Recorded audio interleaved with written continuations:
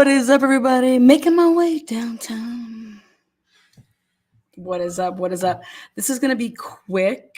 When I say quick, I truly mean quick because I just want the information out there. Jen McCabe, Carrie, total batshits, right? Well, regardless, I'm all about the data. And the number one thing for me is that I don't think the jury is going to think about location so much as they are going to think about John's phone never taking any more steps at 12:32 and some change. There's just no more steps.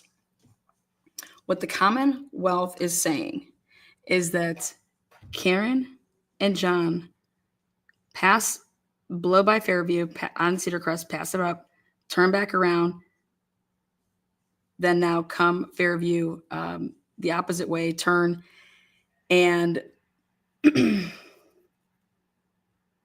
that at 12:24 and 38 seconds, the Waze comes to a complete stop, 0 miles per hour, okay? And then what the Commonwealth wants the jury to believe is that John O'Keefe and Karen Reed were inside this vehicle from, pulling up at 12:24 and 26 seconds when they're, inching up, slowing down, all the way until 12:31 and basically 50 seconds, 36 seconds. So think about that. 12:24 and 38 seconds, and which is for easy math purposes, 5 to 6 minutes that they are just chilling together in a vehicle. Now, Jen McCabe is looking for them. Brian Higgins is looking for them. In the past trial, when Richie pulled up with Julian Eagle's brother, they said they pulled up and they were able to pull up right to the in front of the mailbox, and they did not see any Jeep. That's going to be important. So while they were sitting in this vehicle, Jen McCabe says that when she arrived, their call ended at 12:19 and 23 seconds, even though she begins to start walking into this house, into the front door at 12:18 and 50 seconds. She starts walking.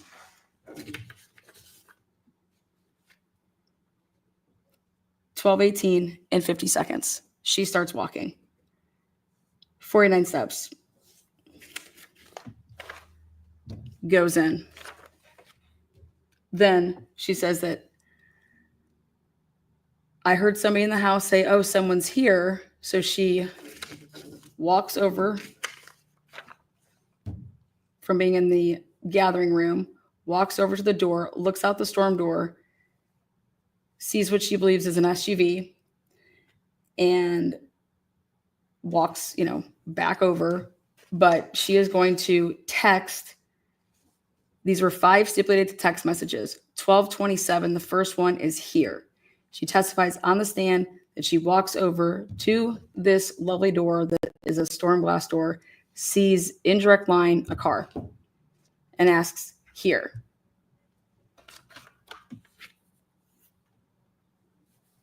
What you will see is that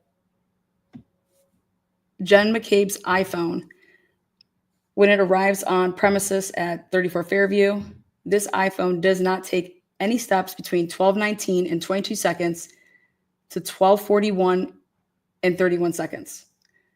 However, how that would be seen if Jennifer did not wear a watch that night, it would be like she wasn't moving. But we know better than that, and that's why you have to say that the phone isn't moving. Contrary, though, she has a watch on.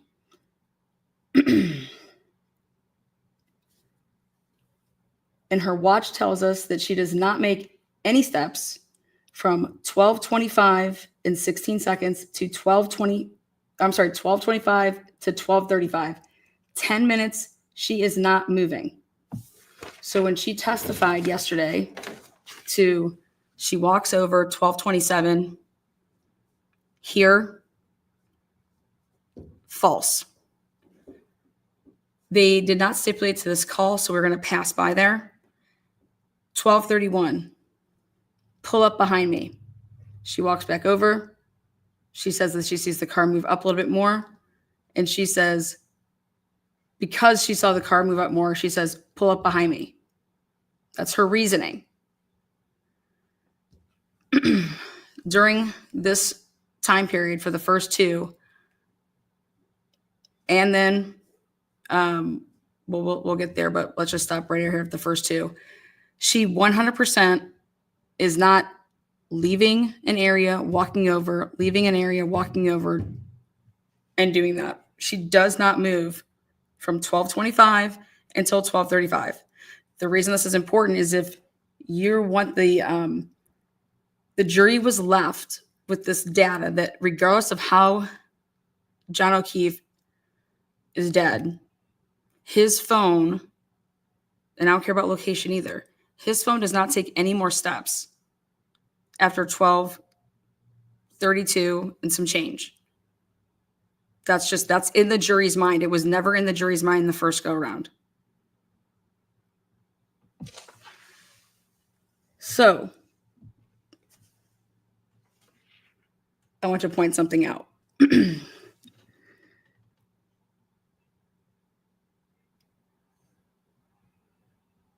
Everybody has assumed that when John O'Keefe got out of the car, that he got out of the car with his cell phone.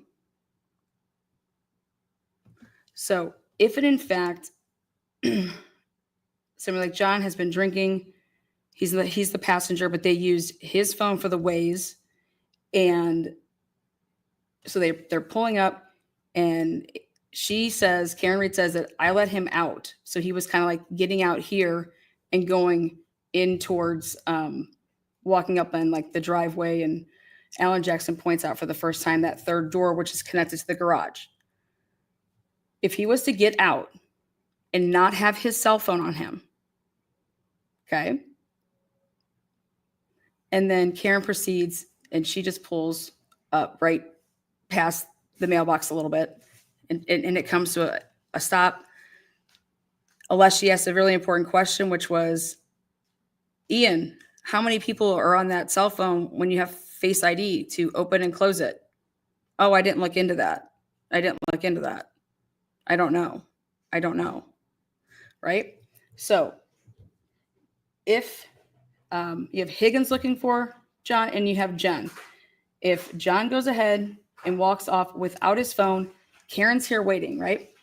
What I went ahead and looked at is when we know John had his phone and he looks at his text messages, John will open up and unlock his device, and he's going straight to this SMS, opens it, and then as you can see here, he doesn't just close it down right away.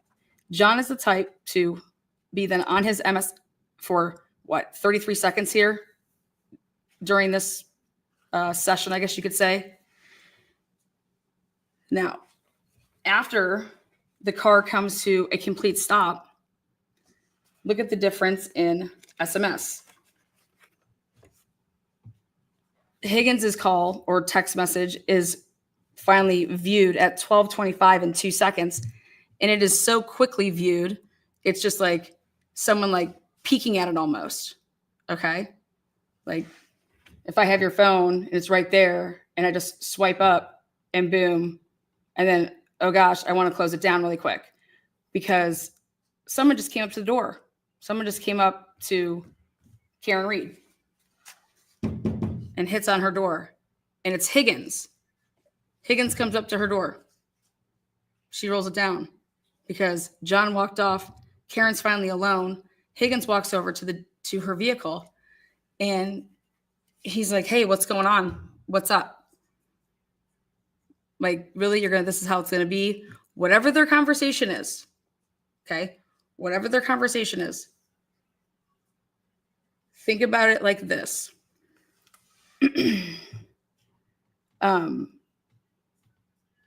Now, John goes off. John says to, let's say, Sugar Tits, what's her name? Jen McCabe. Hey, is everything good? Just want to make sure we're at the right place. Karen, we're invited, whatever, right? I got to go grab her, or, oh God, I left my phone in the car. Oh, here, I'll call her. So could the 12:29 phone call actually be Jennifer McCabe calling John's phone? Karen answers. Oh, hey, yeah, we're all here. Come on in. Possibility.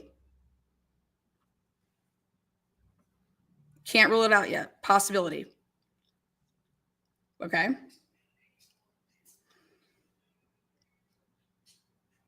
We know that John's phone answered it.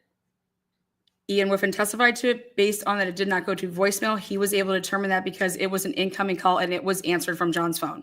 It wasn't like it was an outgoing call. This was an incoming call and it did not go to voicemail. It was answered. Next, she's talking to Higgins still. Karen Reed's talking to Higgins. And Higgins, does he make some comment that he is going to let the cat out of the bag and tell John about whatever the heck's been going on? Or he makes comments to her. She just is like, you know what? Piss off. Fuck you, asshole. All you cops are the same. Whatever she may say, and says, here, give John his phone. I'm leaving. I'm out. I'm leaving. Here.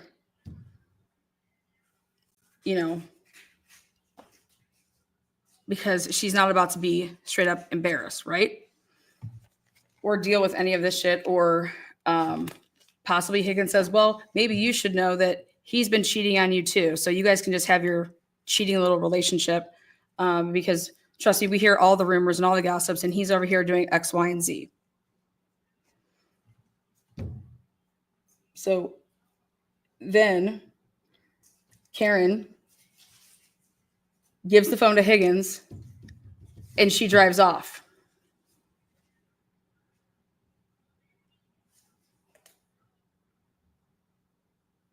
What makes sense to me is that is 100%, in my opinion, totally possible because of the fact that if you pay attention to the viewing messages and stuff, it's not how John normally views messages. He doesn't view messages within 2 seconds. Okay. That's like a nosy, sneaky person that's a girlfriend or boyfriend. John views messages for an extended more seconds of time. Okay. This stuff that's viewed after they arrive here is on a way quicker trigger. Also, once Karen then pulls away, right? Why would Karen at 12:33 in 30 seconds start to blow up John's phone? After just supposedly hitting him and then cussing him out in voicemails, that has to be the dumbest shit I've ever heard.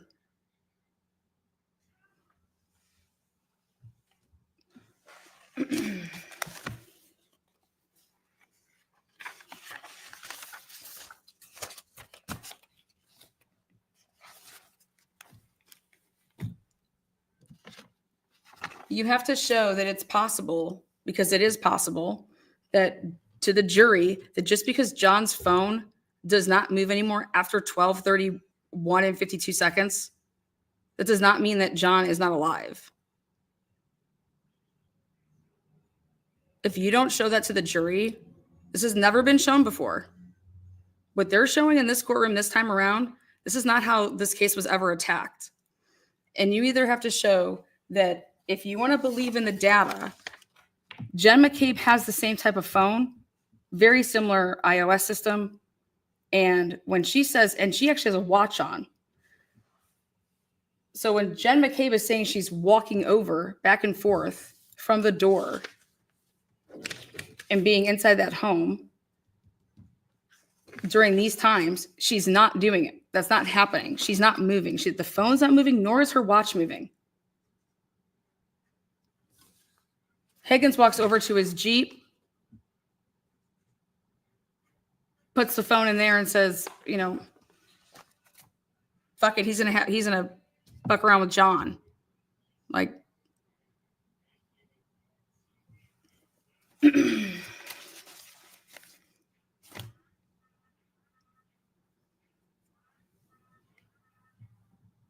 now,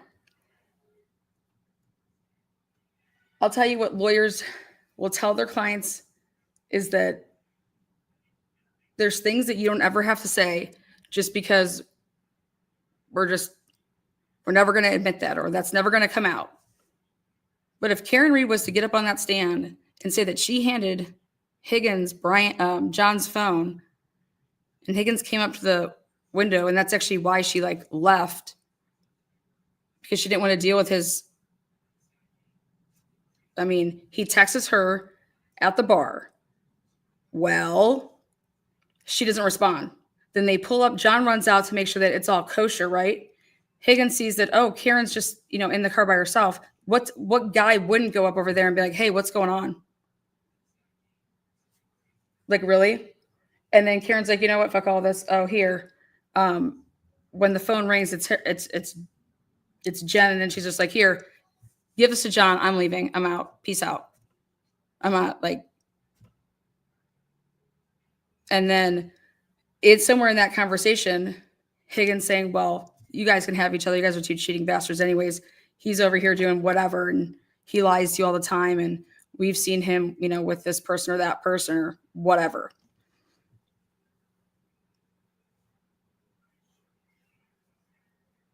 And so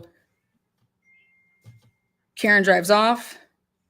Karen then calls John's phone after a couple minutes of leaving to thinking like, okay, he's going to have his phone by then, or like, hey, whatever. Is that at all possible? Why would you just jump into calling your boyfriend a pervert?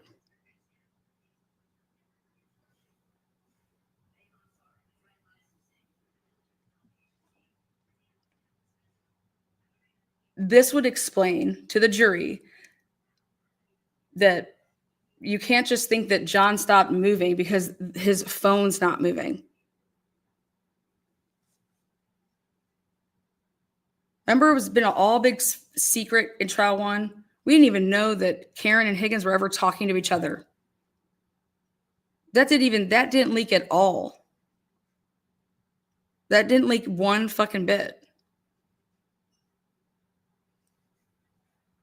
Now, when you look at the data, and it shows how there is no, at 12, 27 and 35 seconds to 12, 38 and 15, 18 seconds, the data here is so bad where his phone is. 12:23, 12:25, same thing when Ian Wiffan had to talk about this. 12:40 to 12:59, same thing. When he's getting this really good hit right away, it's when somebody's walking with that phone for those 20 some seconds, right? Well, who's saying that John is walking with that phone?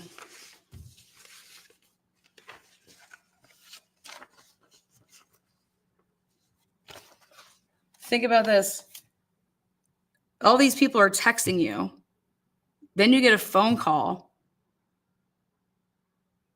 This person, whoever has his phone, and it could be John, for all these texts that were coming in from even, Jen and even Higgins or whatever, he's not responding.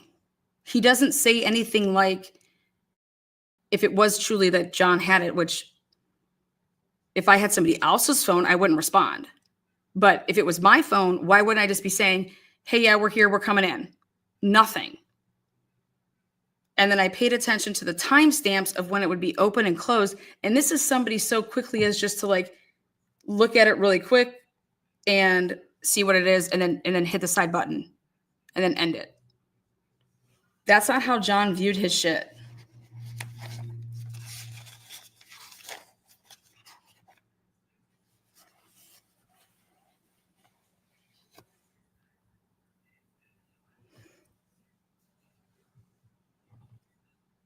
I think the jury has to see that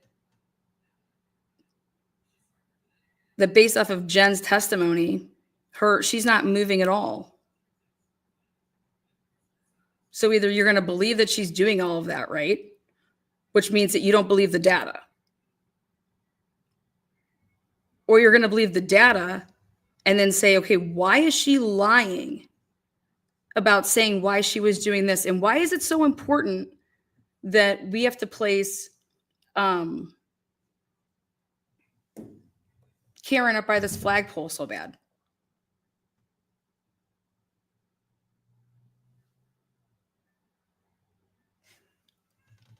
And I believe that Karen takes off.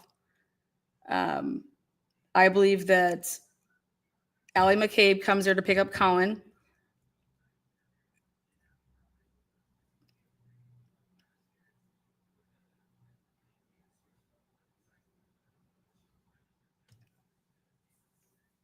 And Allie McCabe is a dark-haired girl in the front seat of a vehicle, 10 and 2, here.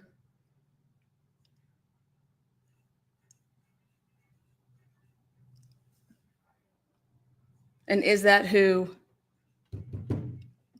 the Nagel people see? Remember, there is no Jeep.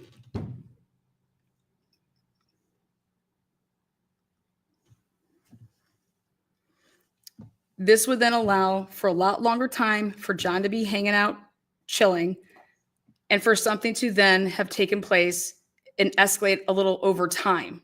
Not that something happened at 12:31 and 52 seconds that boom, someone's dead.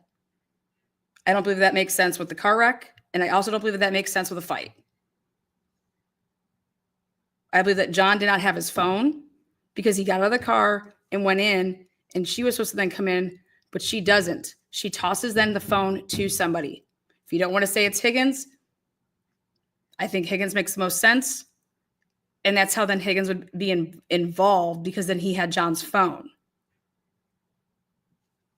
I think that also makes sense with John then realizing that he doesn't have his cell phone. He doesn't even know how to call Karen. He doesn't know Karen's cell phone number to even call her from somebody else's. I won't have that number. I wouldn't have a number saved. This is 2022. It's not back in the day we have everybody's number memorized. It's not like that. We just store a contact and we just go on our phones and we press the button on who it is and we dial it up.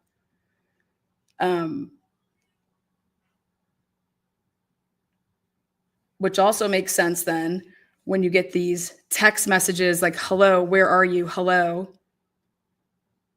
You know, were those for,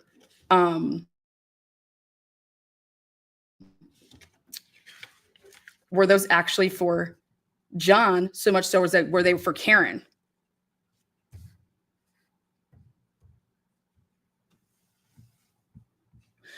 Everybody might think that this would have come up in the first trial, but it wouldn't have. Because the only person that could testify to this would be Karen Reed. And if she's trying to keep out all the stuff about Higgins and this relationship, and then we don't want people thinking that you had some motive to take John out because of some, like, also, I mean, there's plenty of reasons that, I mean, I don't know how you could ever call somebody up and say that you have no idea, that you don't ever remember going to Fairview. Then I went and listened to Carrie Roberts again on the 911 call that she makes to Good. This is all about showing to the jury. This isn't about what truly happened. This is about what could have happened. Okay? That just because the phone isn't moving, it does not mean that he is dead. And that does not mean that he is not walking around. And I would use Jen McCabe's data to show that everything Jen McCabe's saying that she's doing, that requires legs. She has her watch on, and her watch isn't even moving. Her phone, shit, that thing isn't moving at all. Okay? Her watch isn't moving when she's saying the things that she's doing during that 10-minute period. She doesn't even move like a leg from 12:25 to 12:35. That's because she's in a fucking car.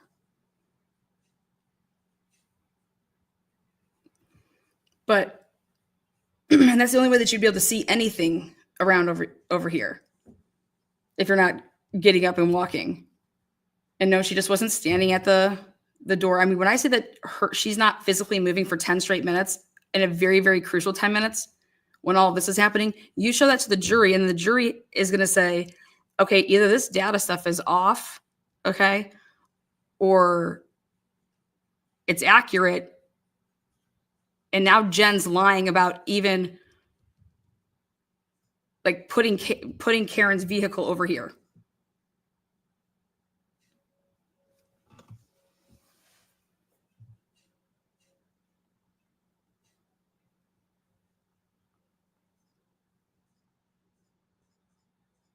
For the jury to assimilate and think that John has to be dead because the phone stopped moving at 12:32 and whatever seconds. Because in the first trial, they were able to have the jury not knowing where the flights of stairs were registered.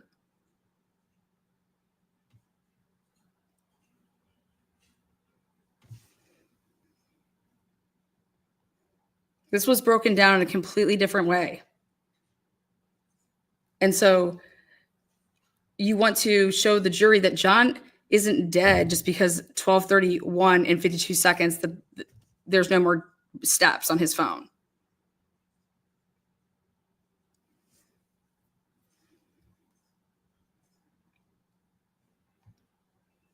Also, here we go.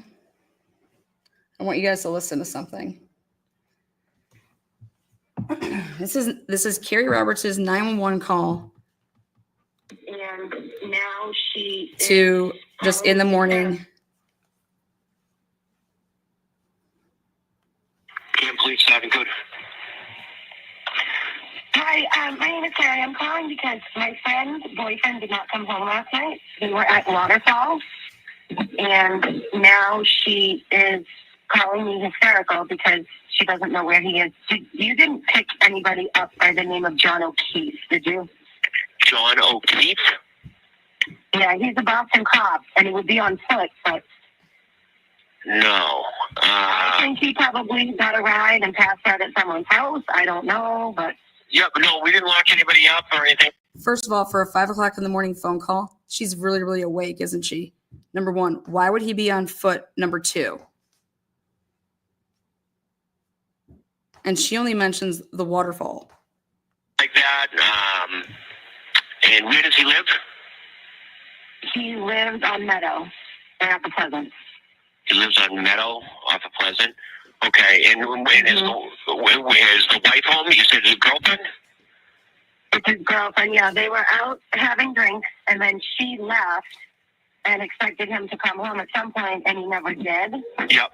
And so I said to her, you know, my husband had been out with him earlier in the night, but then he came home, and he has custody of his niece and nephew because their parents passed away. Okay. And so she's home with the niece and nephew, and they're old enough to be home. It's just she's nervous because he never even called the niece. Yeah. So she's like, I feel like something happened. And I said, okay. Well, so he called the area hospital. Nobody has him. I personally think someone probably picked him up and he passed out. I don't know. Yeah. I don't know. He didn't drive last night? No. No. Okay. Again, it's more, it would be driven by you. She would have to, call in. How would Carrie know if he drove or not? I thought that Karen, now think about this. I thought that Karen called her and said, Carrie, John's dead, and hung up. Right? Carrie, John's dead, and hung up. What? She's like giggling with it. She's talking about now she's about to talk like a blizzard party. Come to the station and talk to us. But I mean, as of right now, it's more, he just didn't come home last night. Is this common sometimes happen with him? No.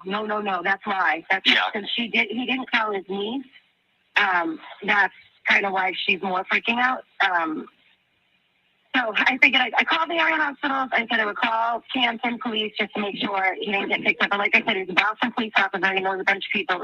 Anybody could have picked him up. Yeah. Freaking it off. Okay. Apparently they were having a blizzard party of some sort. Yeah. No. I don't know. Unfortunately, I wasn't there. I was stuck here. But we didn't get any calls, anything like that. Nobody was arrested or anything like that. And then Good makes a really weird statement. He says, yeah, she's talking about, apparently they were having like a blizzard party and like laughing about it, like this isn't somebody like, and then he's like, oh, well, yeah, I wasn't there. Unfortunately, I was here. Well, why would you be there?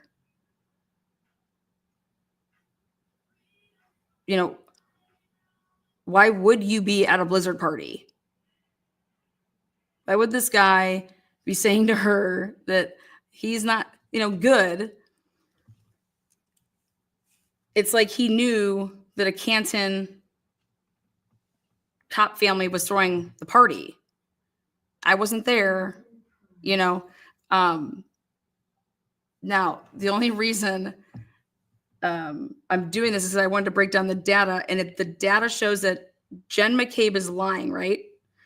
So then truly, what do these truly mean here? Because not only are the text messages, okay, that take place, but then remember all the phone calls that happen that Jennifer McCabe, so think about this, if you're Ian Wiffan, right? If Jennifer McCabe's data backed up what she was saying, right? Ian Wiffan would have demonstrated that here's Jen McCabe's phone, and this is pocket state, and this is this, and this is that, and this is this. Everything that he did with John O'Keefe's phone, right? Why didn't Ian Wiffan do that with Jennifer McCabe's phone? I don't even need to do that to tell you that the data doesn't match, because the steps they don't match at all. And also she doesn't have her phone when she's taking steps in the morning, and then the rest of the day is even worse. But if you present it to the jury that why is somebody lying about all of this? And will the defense not attack it because they're using Jennifer McCabe? Because if she's over here, keeps walking back and forth and saying that she's looking out, okay, you don't see a body. Well, I believe that you can get the I don't see a body on the lawn from all these other people. That why wouldn't you use Jen McCabe's data to put a huge dent into the jury's mind? Because you can only pretty much do it with her. You don't have other people's data because they didn't take other people's phones. So why wouldn't you use her to demolish the data part of it, and then show how, just like how Jen doesn't have her phone, and if she didn't have her watch on, we would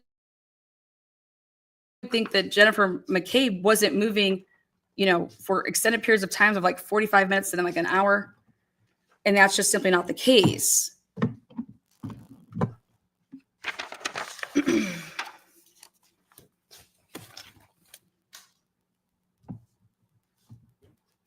All right, we'll see you tomorrow morning. Again, I'm showing this as a simple possibility when you want to follow the data. So John's phone only moves 36 more steps, approximately 84 feet. Is it possible that Karen left because, John didn't come back out, but then more importantly, Higgins bothering her? Dude, I'm out. Like, here, give this to John, And when this was all happening, then Higgins threw some shots in there like, John's cheating on you anyways. I should just fucking tell you guys are both fucking cheaters, blah, blah, blah. And Higgins just running his, mouth. Higgins then has the phone, and he walks actually not here where the Jeep was parked, but actually in the driveway to take, and then throws the phone in the car to then play, to fuck around then with John and go in there and be like, yeah, dude, I don't know. Your girl left. And then he's like, wait, what?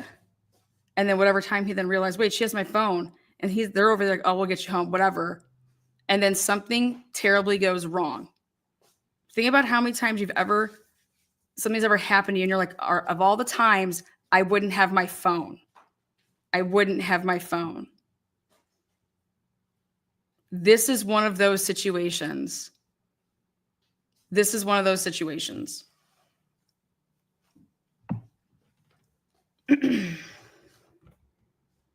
This is one of those situations.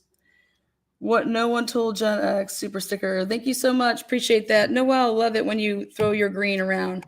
Again, I'll be breaking down more stuff, but this is just to show you when you follow the data, all that's in the jury's minds right now is that phone only moved and that's exactly what Hank wants.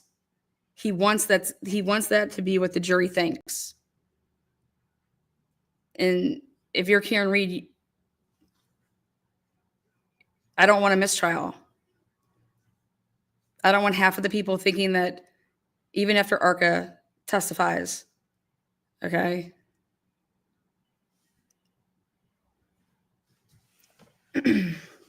That phone is not indicative of John's movements, and you have to show that to the jury. We'll see you guys back in the morning. Jen McCabe back on the stand.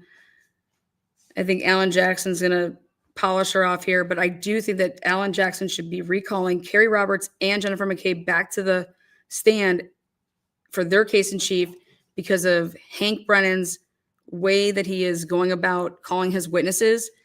It is causing difficulty because there's no evidence in. So the jury is totally like, we haven't even heard from a cop yet. We haven't even heard from one person that investigated this case, and it's going to be day 8. Go look up cases. That's unheard of, man. Hank Brennan, though, he knows the weaknesses of his case, and he's prosecuting this like he's defending other people. And it's wild. But take care. We'll see you tomorrow.